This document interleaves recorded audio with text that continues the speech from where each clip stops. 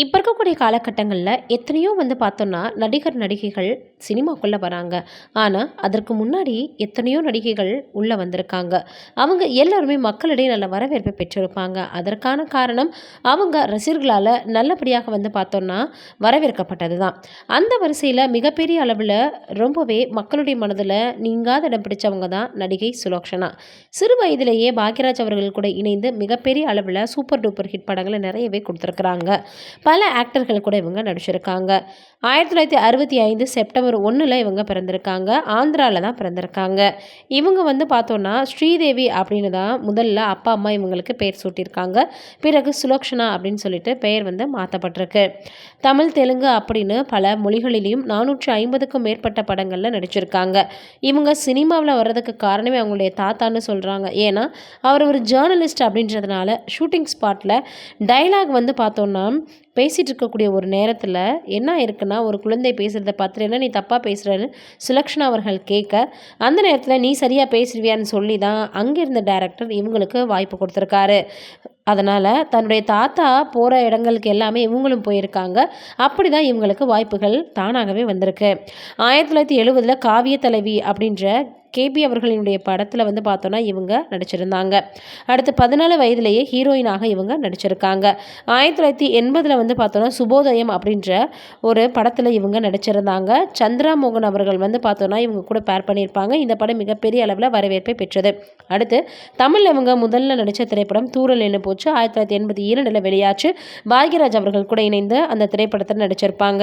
அடுத்ததாக 16 வயதில் பார்த்தோன்னா இவங்க தொடர்ந்து பல படங்களில் நடிக்க ஆரம்பித்தாங்க. சிங்கிள் டேக்லேயே சில காட்சிகள்லாம் இவங்க நடித்து முடிச்சிருவாங்களாம். அப்படி தான் பாக்யராஜ் அவர்கள் கூட இவங்க நடிச்சிட்டு இருக்கும்போது என்ன பண்ணியிருக்காங்க அப்படின்னு பார்த்தா விளையாண்டுட்டு இருந்திருக்காங்க. இதை பார்த்துட்டு பாக்யராஜ் அவர்கள் கூப்பிட்டு என்னம்மா உன்னை நடிக்க கூப்பிட்டு இருந்தால் நீ விளையாண்டுட்டு இருக்கியே, இது சும்மா எல்லாமே ட்ரையல் தான், ஆனால் இனிமேல் தான் உன்னை நாங்கள் ரொம்பவே பார்த்தா சீரியஸாகவே நடிக்க வைப்போம், சரியில்லைன்னா நான் மறுபடியும் மாற்றிடுவேன்னு சொல்லியிருக்காரு. அப்புறம் நீ நல்லா தான் நடிச்சிருக்க, பாதி தான் முடிஞ்சிருக்கு, இன்னும் ஃபுல்லாக முடியணும்னு சொன்னாராம். படத்தில் பார்த்தா நீ ஒழுங்காக நடிக்காட்டி நான் தூக்கிடுவேன்னு சொல்லியிருக்காரு. ரொம்பவே பயந்துட்டாங்களாம் சுலக்ஷனா. அடுத்ததாக கமல், ரஜினி அப்படின்னு பலரினுடைய பேரராக இவங்க இணைந்து நடிச்சிருக்காங்க. இங்கிலீஷில் கமல் அவர்கள் பேசும்போது இவங்களும் பேசுவாங்களாம். டான்ஸ் ஆட சொல்லும்போது எனக்கு தெரியாதுன்னு சொல்லிட்டு பயங்கரமாக டான்ஸ் ஆடியிருக்காங்க. உனக்கு தெரியாதுன்னு சொன்னியேன்னு கமல் அவர்கள் கூட கேட்டிருக்காராம். அடுத்ததாக பார்த்தோன்னா தம்பிக்கு எந்த ஊர் அப்படின்ற படத்தில் இணைந்து நடிச்சிருப்பாங்க. அடுத்ததாக சிந்து பைரவி அதில் பார்த்தோன்னா இவங்க நடிச்சிருப்பாங்க. அதில் ரொம்பவே குடும்பப்பாங்கான கதாபாத்திரத்தை நடிச்சிருப்பாங்க. அதுக்கு முன்னாடி வரைக்குமே ரொம்பவே கிளாமர் ரோல் கிடைச்சா கூட இவங்க நடிச்சிருக்கிறாங்களாம். இன்று போய் நாளை வா அப்படின்ற மாதிரியாக பார்த்தோன்னா சில படங்களில் இவங்க நடிச்சிருக்கிறாங்க. சிவகுமார் அவர்கள் கூட இணைந்து இன்று நீ நாளை நாள் அப்படின்ற மாதிரியாக இவங்க பார்த்தோன்னா சில படங்களையும் நடிச்சிருக்கிறாங்க. எம்ஜிஆர் கூட நடிக்கலையே அப்படின்ற ஃபீலிங் இவங்களுக்கு இருந்திருக்கு. சிவாஜி அவர்கள் கூட இவங்க இணைந்து நடிச்சாச்சு. அடுத்து இவங்க ட்ரெஸ் பண்ணுறது எல்லாமே அவங்க அம்மா முன்னாடி தான் பண்ணுவாங்களாம். ஒரு முறை இப்படி தான் அவங்களுடைய உடல் எடை கூடியிருக்கதை பார்த்துட்டு இனிமேல் உனக்கு ஒரு மாதத்திற்கு சாப்பாடே கொடுக்கக்கூடாதுன்னு அவங்க அம்மா ஸ்ட்ரிக்டாக சொல்லிட்டாங்களாம். இதை கூட சமீபத்தில் கொடுத்த பேட்டியில் ஷேர் பண்ணியிருக்காங்க. 80களில் இவங்க பீக்கில் இருந்த நேரத்தில் தான் எம்எஸ்வி அவர்களினுடைய மகன் கோபிகிருஷ்ணன் அவர்களை காதல் திருமணம் பண்ணிக்கிட்டாங்க. படத்தில் ஒரு இதில் நடிச்சிட்டு இருக்கும்போது தான் இருவருக்கும் இடையே நட்பு ஏற்பட்டிருக்கு. பிறகு காதலாக மாறியிருக்குது. அதற்கப்புறமாக தான் பார்த்தோன்னா திருமணம் பண்ணியிருக்காங்க. 16 வயசில் போலீஸ் அப்படின்ற படத்தில் சில்க் ஸ்மிதா அவர்கள் கூட இணைந்து நடிச்சிருந்தாங்க. அந்த நேரத்தில் கோபிகிருஷ்ணன் அவர்களும் அந்த படத்தில் நடிச்சிருந்தாதான். அப்போ தான் இவங்களுக்கு பழக்கம் ஏற்பட்டிருக்கு. பிறகு இவங்க தொடர்ந்து பார்த்தோன்னா நடிக்க ஆரம்பிச்சிருக்கிறாங்க. அந்த நேரத்தில் இவங்க அதாவது பொண்ணு வீட்டில் குடும்பத்தில் எதிர்ப்பு தெரிவிச்சிருக்காங்க. பையனுடைய வீட்டில் இருந்து அவங்க அப்பா அதாவது எம்எஸ்வி அவர்கள் பொண்ணு கேட்கணும் அப்படின்னு.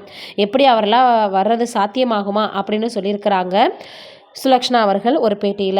அடுத்து இருவருமே வீட்டினுடைய எதிர்ப்பை மீறி காதல் திருமணம் பண்ணிக்கிட்டாங்க. ஆனால் அவங்களுடைய மாமனார் தன்னுடைய மருமகளை ரொம்ப அன்போட அரவணைப்போட 1.5 மாதத்திலேயே ஏற்றுக்கிட்டாரு. நல்லாவே அவங்களுடைய அப்பா அம்மா வீட்டில் கிடைக்காதெல்லாம் அவங்களுடைய மாமனார் வீட்டில் கிடச்சிருக்கு. ஆனால் என்ன ஒரு வருத்தமான விஷயம்னா கருத்து வேறுபாடு ஏற்பட்டு தன்னுடைய கணவரை விட்டு பிரிஞ்சுட்டாங்க. மியூச்சுவலாக டிவோர்ஸும் வாங்கிட்டாங்க.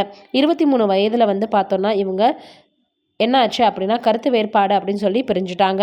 அடுத்ததாக வைகாசி பிறந்தாச்சு அப்படின்ற திரைப்படத்தில் வந்து பார்த்தோன்னா இவங்க நடித்தாங்க. தொடர்ந்து இப்படி பல படங்கள் நடிச்சிட்டு இருந்தவங்க வந்து 7 வருடங்களாக சினிமாவில் எதுலையுமே நடிக்காமல் டிவோர்ஸ் வாங்கிட்டு இவங்க தனியாக தான் வாழ்ந்து வந்திருக்காங்க. தன்னுடைய குழந்தைகளை வளர்க்கணுமே அப்படின்னு ரொம்பவே தைரியமாகவும் இருந்திருக்கிறாங்க.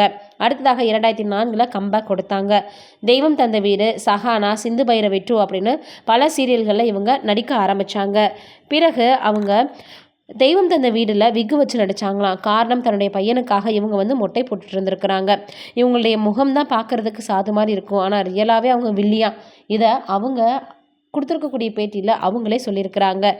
சுலக்ஷனா அவர்கள் மிகப்பெரிய அளவில் வந்து பார்த்தோன்னா ஒரு நல்ல நடிகையாக வலம் வந்தாங்க. நீங்கள் என்ன நினைக்கிறீங்க அவங்கள பற்றி? அவங்க நடித்ததில் உங்களுக்கு எந்த படம் ரொம்பவே பிடிக்குன்றதை மறக்காமல் கீழே இருக்கக்கூடிய கமெண்ட்டில் சொல்லுங்கள். நன்றி, வணக்கம்.